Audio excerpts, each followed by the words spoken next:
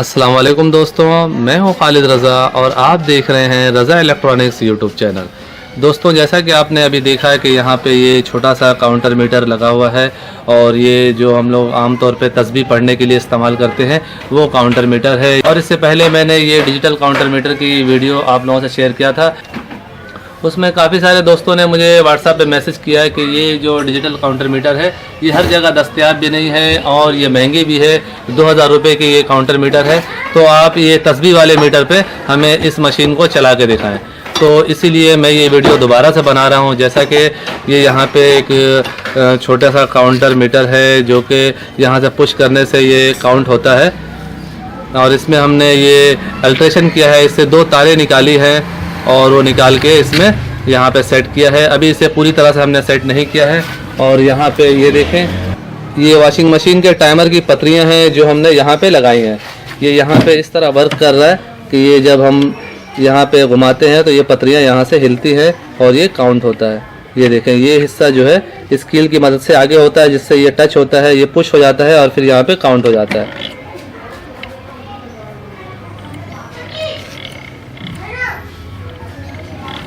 तो आज की इस वीडियो में हम यही बातें करेंगे कि किस तरह से हम इस मीटर को अपने इस कॉइल वाइंडिंग मशीन पे लगा सकते हैं। तो आप इस वीडियो में आखिर तक मेरे साथ रहें कि काम का पूरा तरीक़ाकार आपको समझ में आ सके। और अगर आप हमारे चैनल में नए हैं और अगर अभी तक आपने हमारे चैनल रज़ा इलेक्ट्रॉनिक्स को सब्सक्राइब नहीं किया है तो इसे सब्सक्राइब कर लें और साथ में बेल आइकन भी लाजमी प्रेस कर दें कि ऐसी मालूमाती वीडियो आपको रेगुलरली मिलती रहे। तो चलिए दोस्तों, शुरू करते हैं।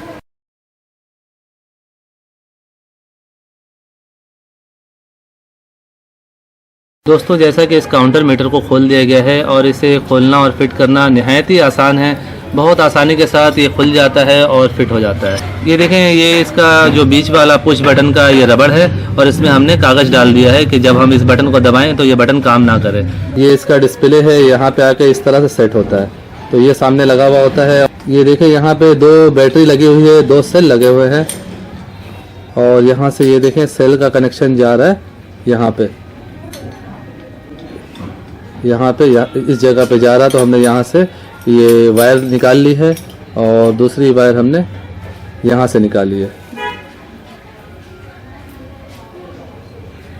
तो हम जब इन दोनों तारों को आपस में टच करते हैं तो ये काउंट होना शुरू होता है। हम इन दोनों तारों को जब आपस में इस तरह टच करेंगे तो ये काउंट होगा। तो मैं इसे दोबारा से फिट करके आपको दिखाता हूँ।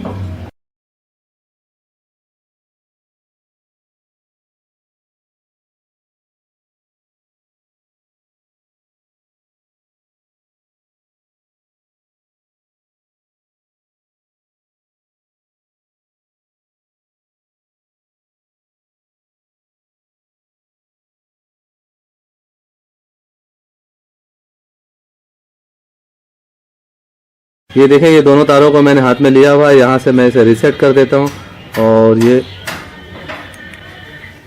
अब इसको मैं टच कर रहा हूँ। तो आप देख सकते हैं ये जब टच होगा तो यहाँ पे काउंट होना शुरू हो जाएगा।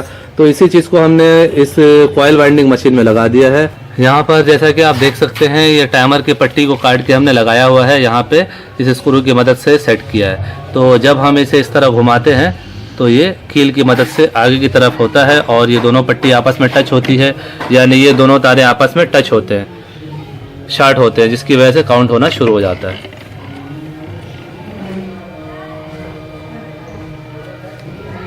ये मैंने इसमें टाइमर की पट्टी सेट की है। आप कुछ और भी इसमें लगा सकते हैं अपने हिसाब से। आइए दोबारा से इस काउंटर मीटर को यहाँ पे सेट करते हैं। यहाँ पे हमने ये एक स्क्रू निकाला है, यहाँ पे जैसा कि होल बना हुआ है। तो हम इस होल में इसे यहाँ इस तरह लगा के और पीछे से स्क्रू लगा देंगे, नट लगा देंगे, यहाँ पे ये सेट हो जाएगा। दोस्तों, जैसा कि हमने इस मीटर को दोबारा से इस कॉइल वाइंडिंग मशीन पे लगा दिया है और अब हम इसे चेक करने जा रहे हैं।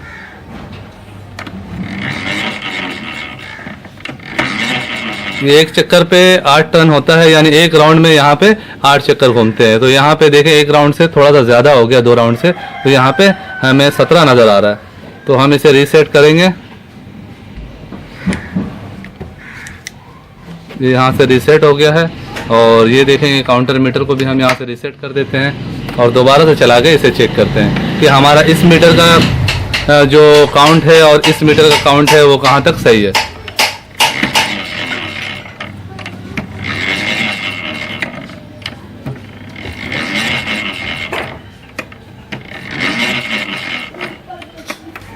ये देखें, यहाँ पर भी हमें 32 काउंट नज़र आ रहा है, 32 नंबर, और यहाँ पर भी 32 चक्कर नज़र आ रहे हैं। यानी ये दोनों मीटर इस वक्त प्रॉपर काम कर रहे हैं।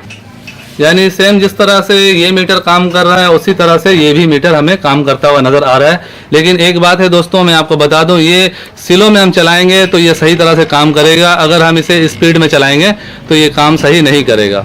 जैसा कि यहाँ भी आप 42 देख रहे हैं और यहाँ पर भी 42 हमें चक्कर शो हो रहे हैं। तो यहाँ पे हम एक चक्कर घुमाते हैं तो यहाँ का 8 होता है। तो अब हम इसे दोबारा से रीसेट करते हैं। रीसेट करने के लिए हमें इसका ये बटन इस्तेमाल करना होता है और काउंटर मीटर का ये बटन इस्तेमाल करना होता है। यहाँ भी रीसेट हो चुका है, दोनों रीसेट हो चुके हैं। अब हम इसे स्पीड में चला के देखते हैं।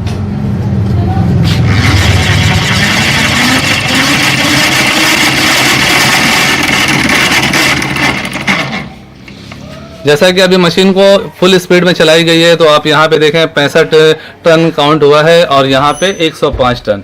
तो इसका मतलब ये है दोस्तों कि इस मीटर को हम स्लो मोशन में काम में ले सकते हैं। स्पीड में घुमाएंगे तो ये पतरियाँ जो है वो सही तरह से बाजों का मिसिंग हो जाती है, सही तरह से नहीं मिलती हैं, जिसकी वजह से यहाँ पे काउंट नहीं हो सकता है, क्योंकि ये मीटर इस क्वालिटी का नहीं बना हुआ है कि बहुत ज़्यादा स्पीड में वर्क कर सके। तो इसे आप 3 के गियर पे लगा के स्लो काम ले सकते हैं। अभी मैंने 3 के गियर पे कर दिया है और यहाँ से मैं दोबारा से रीसेट कर रहा हूँ और अब इसे हम दोबारा से चलाएंगे।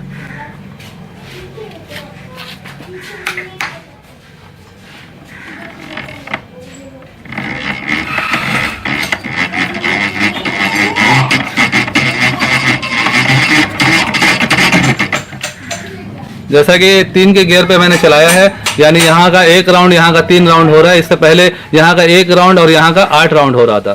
तो मैंने गियर को चेंज कर दिया है, तो अभी इसका काउंटिंग जो है बिल्कुल परफेक्ट है। यहाँ पर भी 48 है और यहाँ पर भी 48 है। अब दोबारा से हम इसे छोटे गियर पे करते हैं, यानी 1 पे 8 वाले गियर पे मैंने कर दिया है और दोबारा से इसे हम रीसेट कर देते हैं और इस मीटर को भी रीसेट करते हैं और दोबारा से हम स्पीड में चला के देखते हैं।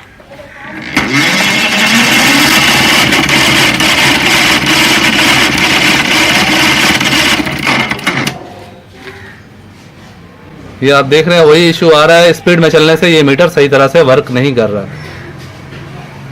अब दोबारा से मैं इसे स्लो मोशन में चलाने जा रहा हूं, जैसा कि मैंने 3 वाले गियर पे कर दिया है, 1 से 3 के, और अब हम इसे थोड़ी सी स्पीड दे के देखते हैं।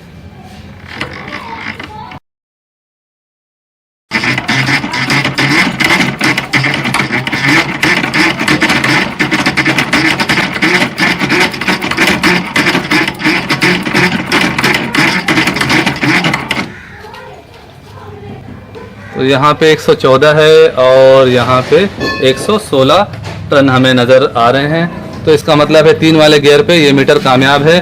अगर हम इस पट्टी को इस गियर पे सेट कर दें, यहाँ पे कहीं पे लगा दे, तो 1 से 8 वाले टन पे ये काउंट करेगा। तो उस वक्त ये मीटर परफेक्ट काम करेगा, क्योंकि हमने इसे डायरेक्ट मेन शाफ्ट से दे दिया है, यहाँ पे लगा दिया इसकी पतरी। इस वजह से बहुत स्पीड में चलने पे ये मीटर हैंग हो रहा है।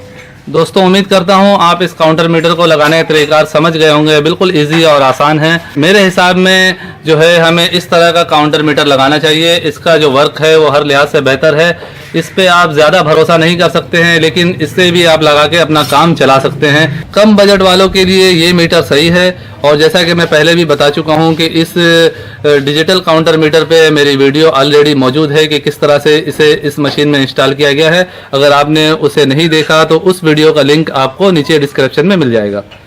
सो दोस्तों, आज की ये वीडियो यहीं तक थी। वीडियो अच्छी लगी हो तो इसे लाइक और शेयर ज़रूर कीजिए, और अगर अभी तक आपने हमारे चैनल रज़ा इलेक्ट्रॉनिक्स को सब्सक्राइब नहीं किया है तो इसे सब्सक्राइब कर लें और साथ में बेल आइकन भी प्रेस कर दें कि मेरी नई वीडियो का नोटिफिकेशन आपको मिलता रहे। दोस्तों, अपना बहुत सारा ख्याल रखिएगा, अपनी दुआ में मुझे भी याद रखिएगा। मिलते हैं एक नई वीडियो के साथ, तब तक के लिए अल्लाह हाफिज़।